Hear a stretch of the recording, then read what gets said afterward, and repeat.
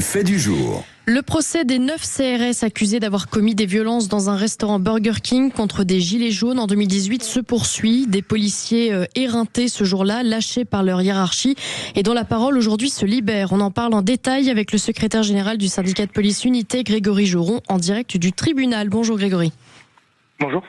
Bonjour Grégory Joron, merci d'être à l'antenne de Sud Radio aujourd'hui. On a besoin de votre point de vue, de votre éclairage. La police connaît depuis quelque temps, j'allais dire, des hauts et des bas dans la façon dont elle est perçue par l'opinion publique. Nous ici, évidemment, nous nous opposons à ce lynchage systématique d'une certaine classe politique avec des thèmes insupportables comme la police tue. Pour autant, les policiers restent des êtres humains. L'administration de la police reste soumise aux aléas de l'époque. Il y a eu cette affaire avec les CRS qui ont été un petit peu violents, un petit peu trop fermes avec des gilets jaunes. Il y a eu une affaire à Marseille également, à Argenteuil.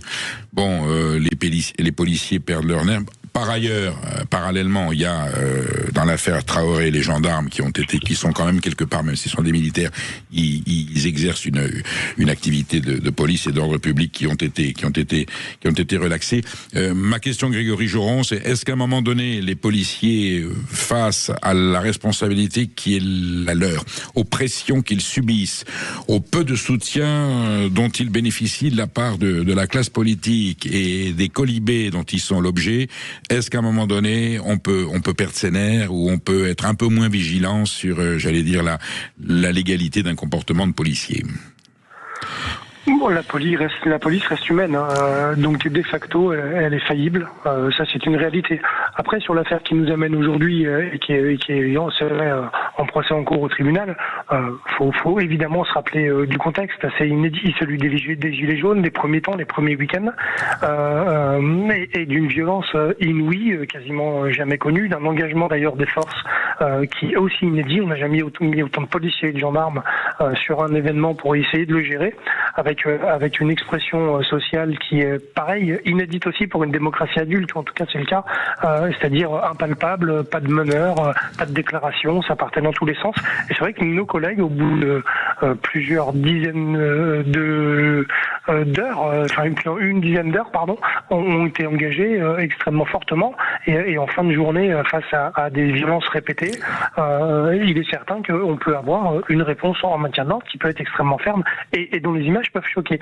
Après, je finirai juste aussi ça avant j'imagine notre prochaine question. Moi, j'aimerais rappeler quand même une chose fondamentale. C'est l'ordre de la loi et le commandement légitime. On est sur une opération de maintien de l'ordre. On a des collègues qui sont dans une unité constituée. Il y a une chaîne hiérarchique. Il y a un ensemble de donneurs d'ordre qui ont validé l'engagement de la force publique. Aujourd'hui, je note qu'ils sont absents et qu'on a juste nos collègues gardiens de la paix, gradés et un officier qui sont sur le banc des prévenus. Je les trouve bien seuls. Vous voulez dire, Grégory Joron, que l'autorité politique se défausse, que la hiérarchie n'est pas au rendez-vous d'un instant où elle devrait être présente ? Écoutez, la force publique, les sommations ont été faites très tôt dans cette journée-là, et ensuite la force publique a été engagée toute la journée. Donc c'est bien que les ordres ont été donnés d'intervenir, notamment sur des phases de pillage qui étaient connues déjà depuis plusieurs journées de gilets jaunes, surtout sur Paris notamment, où la fin de journée tournait toujours au pillage, et on était évidemment rentré dans une phase de rétablissement de l'ordre, et donc la force était engagée. Et comme forcément, mais ce que je dis là vaut pour un principe général. Moi je ne sais pas ce que va décider le tribunal dans quelques semaines, je vais pas en présumer, j'ai mon avis personnel évidemment, j'ai mon avis professionnel puisque j'ai été CRS, donc je sais ce que c'est d'être engagé sur des longues journées où on est fatigué et où on est face à des pressions et à des violences et qu'on nous demande de réagir et d'agir.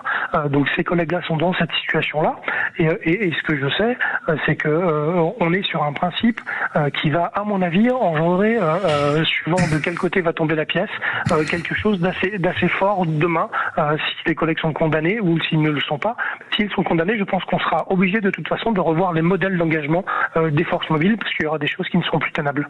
Précisément, Grégory Joron, lorsque l'on voit, il y a des documentaires beaucoup à la télévision sur l'engagement des policiers, leur comportement pendant des troubles, pendant des manifestations, et les gens sont toujours étonnés de voir à quel point on réfère systématiquement à l'autorité, avec un talkie-walkie ou un téléphone.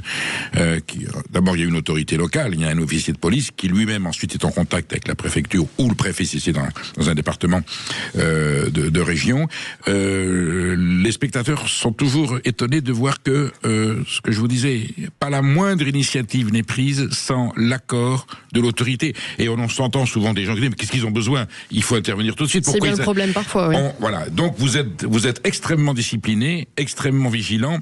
Et s'il y a eu débordement ou bavure, est-ce que ça peut être du fait que les ordres n'ont pas été suffisamment clairs? Ou, je vais un peu plus loin dans ma question, est-ce que on peut vous suggérer des comportements dont l'autorité pourrait ne pas avoir à rendre compte en disant mais moi je n'ai dit que ça, et ensuite ça a dérivé? Est-ce que vous êtes souvent confronté à cette ambiguïté des situations et cette ambiguïté des directives qui vous ont été données? Alors souvent, j'ai envie de dire heureusement pas, non, pas souvent. Là, on est encore une fois sur l'événement exceptionnel. Il y a X centaines de maintiens de l'ordre qui se déroulent dans l'année, qui globalement, heureusement, se déroulent bien et dont l'action de police n'est pas remise en cause, à tout le moins devant l'autorité judiciaire. Et j'ai envie de dire heureusement, ça c'est la norme. Malheureusement, on a des situations exceptionnelles, on a des situations et des faits graves, on a des événements et on les a traversés, notamment à travers des gilets jaunes, qui ont généré des dizaines d'enquêtes sur l'action policière. Cette affaire-là particulièrement nous amène justement à nous questionner sur quelque chose, c'est ce que vous pointez dans votre question, de fondamental. C'est en effet la responsabilité de l'autorité hiérarchique dans un système de maintien de l'ordre, parce qu'on est quand même dans une police administrative, on n'est pas dans un cadre habituel d'action de police judiciaire où on a des interpellés, une enquête qui est faite derrière. Là, on est vraiment sur le traitement de la police administrative et forcément c'est extrêmement intéressant et aussi ça questionne vraiment sur l'engagement de nos forces et la sécurité juridique des agents. Aujourd'hui, quand je dis que ça va amener peut-être quelque chose, encore une fois sans présumer du verdict, imaginons que et vraiment c'est de la fiction, que mes collègues sont condamnés, moi je pense que syndicalement je poserai la question de la responsabilité et du texte du code de pénal, le 122.4, qui dit que en gros le commandement légitime et l'autorité de la loi, ou l'autorité de la loi le commandement légitime, c'est-à-dire dès lors qu'on a quelqu'un qui est légitime à vous ordonner quelque chose, que l'ordre ne paraît pas illégal, vous êtes couvert en cas de délit commis, en fait, c'est ça la réalité. Et qu'aujourd'hui finalement on vient rechercher des responsabilités individuelles, ça veut dire que finalement nos collègues ne sont plus couverts quand on leur dit charger, pour schématiser. Et vous imaginez demain, quand on va leur demander de s'engager physiquement sur un maintien de l'ordre, quand le commandant va leur dire de charger, est-ce que nos collègues vont pas devoir hésiter en disant attendez, vous êtes sûr? Parce qu'autrement, si je charge, demain je vais peut-être me retrouver à la barre. C'est la question que je n'était pas pensable avant. C'est la question que j'allais vous poser, Grégory Joron. Un policier, comme un magistrat, il agit en son âme et conscience professionnelle à un moment donné en fonction de sa formation et des directives qu'il a reçues. On sait qu'aujourd'hui, avant de se défendre, il faut qu'il voit que la personne qui est en face de lui a mis le doigt sur la gâchette, peut-être même commencer un petit peu à appuyer, parce que s'il tire le premier, c'est lui qui peut avoir des histoires aussi, il se défend, c'est lui qui peut avoir des histoires. Est-ce que les compagnies républicaines de sécurité, c'est pas rien comme terme, hein, compagnie républicaine de sécurité, les gardiens de la République. Je vous avoue, quand j'étais étudiant, je les aimais pas, j'avais peur. Vous vous souvenez de la phrase CRSSS? Je vous demande pardon parce que j'ai honte d'avoir prononcé ça quand j'avais 17, 18 ans. Voilà, non, c'est loin d'être des SS, c'est le contraire des SS, les CRS. Et le jour où on n'aura plus de CRS, peut-être que les SS reprendront du poids dans notre société. Je veux que les choses soient très dites parce que des pro-SS, il y en a aujourd'hui en France déguisés, voilà. Donc les compagnies républicaines de sécurité sont des policiers comme les autres. Est-ce que pour autant c'est un corps, et vous en avez fait partie, Grégory Joron, est-ce que c'est un corps qui est un peu plus exposé que les autres et qui se trouve dans des situations où il peut être amené à rétablir l'ordre d'une façon un petit peu plus, entre guillemets, brutale, véhémente qu'un policier de la sûreté publique public qui est dans une ville. Oui, clairement. Enfin, le maintien de l'ordre à la française, on va dire, hein, ça reste une philosophie, une culture professionnelle. Ça se transmet évidemment avec beaucoup d'entraînement, de rigueur et d'écoute, mais ça se transmet aussi par l'oral, par le fait qu'on vit ensemble. Donc c'est vraiment, il y a une unité de corps, il y a un sentiment d'appartenance et c'est des formations qui sont extrêmement professionnelles. Bien sûr, qui sont soumis souvent à quelque chose qui est quand même très particulier. Le maintien de l'ordre, c'est toujours relié aux faits politiques. Vous l'avez précisé au tout début de notre entretien, puisque vous parliez du préfet qui était au-dessus de l'autorité. Et donc forcément, ils sont soumis des fois à des décisions qui sont particulières, parce que ça a existé notamment, on remonte jusqu'au CPE. Au CPE, moi j'étais sur le terrain. On a vu des étudiants se faire piller sans avoir l'ordre de bouger, parce qu'il fallait pas déstabiliser le dispositif. C'est extrêmement difficile, même comme gardien de la paix on comprend pas, mais comme on est évidemment discipliné et que l'ordre nous est donné, on ne bouge pas. Et ensuite quand on nous demande de charger, et de la même manière, c'est pas sans réfléchir, mais comme l'ordre ne paraît pas illégal, on agit, et on agit fermement quand on nous le demande, puisque si l'objectif est donné et que les moyens nous sont donnés, on agit comme on nous dit de le faire. Et c'est pas, encore une fois, un manque de réflexion, c'est juste de la discipline par rapport à nos formations. Les troubles qui ont suivi, les émeutes, j'allais dire pire que ça, c'était carrément une insurrection qui a suivi l'affaire Naël. On a quand même vu des policiers qui gardaient leur sang-froid et dont on aurait bien voulu, nous citoyennes et citoyens, qu'ils interviennent de façon plus véhémente. Et pourtant là, on peut pas dire que la police ait fait preuve de débordement. Un tout petit mot sur les gendarmes relaxés dans l'affaire Traoré, comme quoi la justice, il faut quand même avoir confiance. Évidemment, la preuve en effet que la justice fait son œuvre. J'espère qu'elle sera une nouvelle fois à l'écoute pour cette journée particulière et en attendant le rendu au mois de mars pour les CRS. Mais oui, l'affaire Traoré, on va dire la dernière étape, en tout cas d'après ce que j'ai compris, française, puisqu'il y a encore la Cour des droits européenne des droits de l'homme, semble-t-il. Voilà, la CEDH qui semble-t-il va être saisie derrière. Mais en tout cas, la cassation a tranché définitivement. C'est la Xème décision de justice sur ce procès.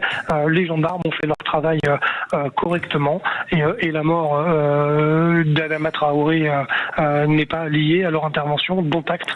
Bon, et pour le cas de la mort de Naël, votre collègue Florian qui est là, ça va être cette décision de justice sera symbolique, elle sera forte, elle aura une signification politique forte et il faudra se conformer aux décisions du tribunal.